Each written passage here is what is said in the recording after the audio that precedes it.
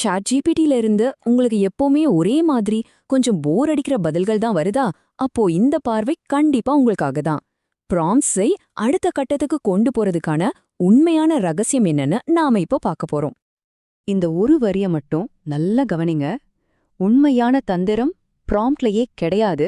அதை நீங்க எப்படி வளைக்கிறீங்கன்றதுல தான் இருக்கு. நாம இவ்ளோ நாளா தேடிட்டு இருக்கிற ரகசியமே இதுக்குள்ள தான் ஒளிஞ்சிருக்கு.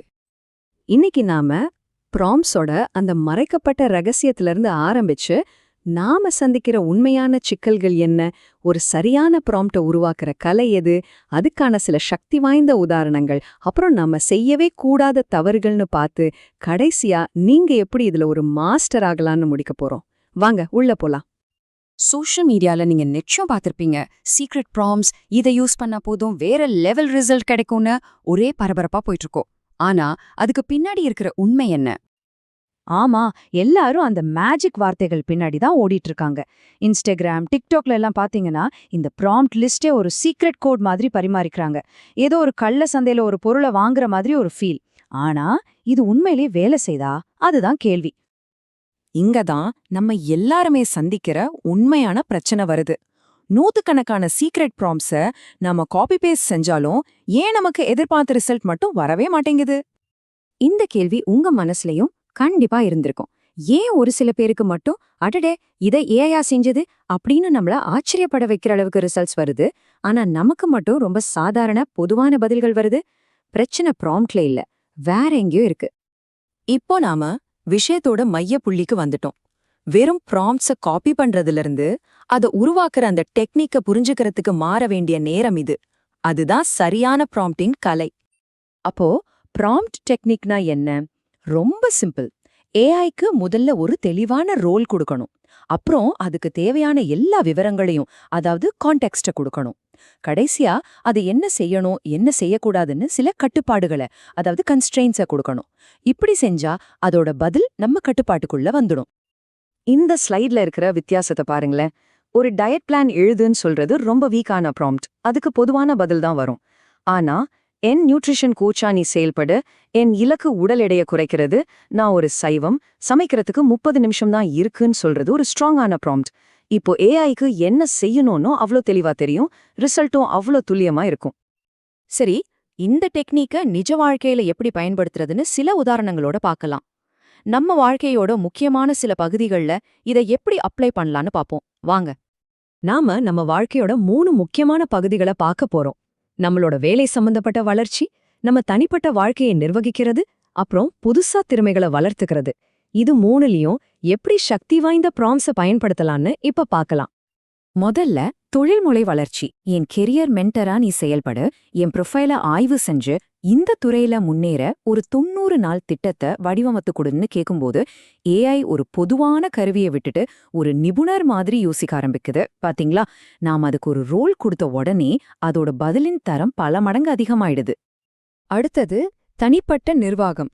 என் உற்பத்தி திறன் ஆலோசகரா செயல்படு, என் இலக்கு அடைய ஒரு தினசரி திட்டத்தை உருவாக்கு, இதுல என் சவால்களையும் கணக்குல எடுத்துக்கோன்னு சொல்லும்போது நம்மளோட தனிப்பட்ட சூழலையும் நாம அதுக்கு புரிய வைக்கிறோம்.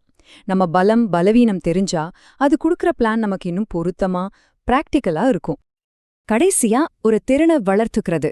என் கற்றல் வடிவமைப்பாளரா செயல்படு, 80-20 விதிய, அதாவது 20% முயற்சியில 80% ரிசல்ட் தர்ற முக்கியமான விஷயங்களை மட்டும் பயன்படுத்தி ஒரு விஷயத்த கத்துக்க ஒரு 30 நாள் திட்டத்தை உருவாக்குன்னு கேட்கலாம். இப்படி ஒரு ஃப்ரேம்வொர்க்ல கேட்கும்போது ஏஐ வெறும் தகவல்களை கொடுக்காம ஒரு முழு படிப்பு திட்டத்தையே நமக்காக வடிவமைச்சு கொடுக்குது. சரி, இப்ப நாம எல்லாரும் செய்யற சில பொதுவான தவறுகளை பத்தி பார்க்கலாம். இந்த தவறுகளை தவிர்த்தாலே போதும், உங்க ரிசல்ட்ஸ்ல ஒரு பெரிய முன்னேற்றத்தை நீங்க பாப்பீங்க. இந்த வலைகள்ல மட்டும் சிக்கிடாதீங்க. முதல் தவறு, எந்த ஒரு யோசனையும் இல்லாம மத்தவங்க ப்ராம்ப்ட்ஸை அப்படியே காப்பி பேஸ்ட் பண்றது. ரெண்டாவது, ரொம்ப முபமா தெளிவில்லாத கேள்விகளை கேட்கறது. மூணாவது, ஏஐ நம்ம மனசை படிச்சிடும்னு நினைக்கிறது. கடைசி தவறு, ஒரே ப்ராம்ப்டை திரும்ப திரும்ப யூஸ் பண்றது, எந்த ஒரு சின்ன மாற்றமும் சோதனையும் செய்யாம இருக்கிறது. இது எல்லாத்தையும் தவிர்த்தாலே போதும். இவ்ளோ நேரம் பார்த்த விஷயங்களை எல்லாம் வச்சு எப்படியும் ஒரு ப்ராம்ப்ட் மாஸ்டர் ஆகுறதுன்னு ஒரு எளிமையான கட்டமைப்பை இப்ப பார்க்கலாம்.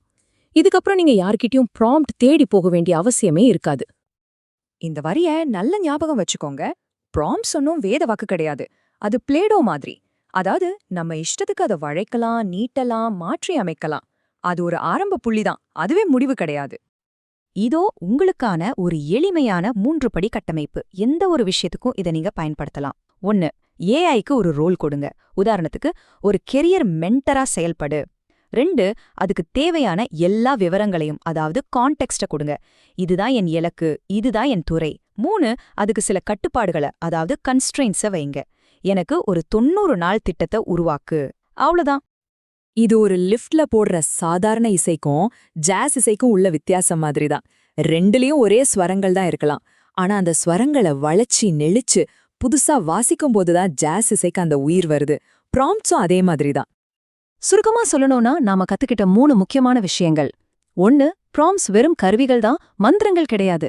அதனால அதை மாட்டி அமைச்சு சோதனை செஞ்சு பாருங்க. 2. துல்லியம் தான் உங்க சக்தி. ஏஐக்கு ஒரு ரோல், சூழல், தெளிவான இலக்கை கொடுங்க. 3. காப்பி பேஸ்ட் பண்றத நிறுத்திட்டு நீங்களே உருவாக்க ஆரம்பிங்க. புதுசா யோசிங்க. இப்போ இந்த சக்தி உங்க கையில இருக்கு. இனிமே நீங்க ஏஐய ஒரு சாதாரண கருவியா மட்டும் பார்க்க மாட்டீங்க. இத வச்சு நீங்க என்ன உருவாக்க போறீங்க? யோசிச்சு பாருங்க.